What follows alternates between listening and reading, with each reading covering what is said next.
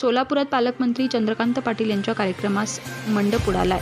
अचानक आलेल्या वादळी वाऱ्यामुळे नियोजित कार्यक्रमातील मंडप उडालेल्या मंडपात आणि बरसणाऱ्या पावसात छत्री घेऊन चंद्रकांत पाटील यांनी आपलं भाषण उरकलंय।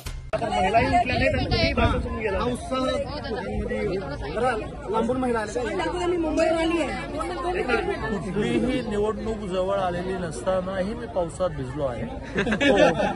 तो या सगळ्या महिला ज्या एका अर्थाने तीव्रतेने आल्या की सरकारचं आम्हाला अभिनंदन करतो, सरकारचं आम्हाला आभार मानतो आणि आमची घरं करा। त्याच्यामध्ये त्यांची इच्छा होती की पावसात कार्यक्रम करा। मी म्हटलं मी भिजलो तर काय फरक पडला, म्हणून आम्ही पावसात कार्यक्रम केला।